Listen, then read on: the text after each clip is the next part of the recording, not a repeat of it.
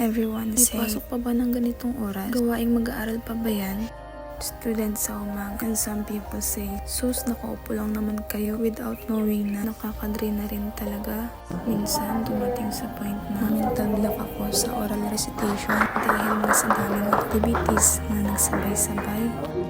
They say, luto-luto lang naman yung mga HM student na yan without knowing na papa-accountant, engineering, architect, lawyer. Busy ka na lang sa course na to. After nga ng klase namin, sumasideline ako sa gabi. Even kahit pagod, puyat, at gutom para makatulong sa magulang at hindi na umasa.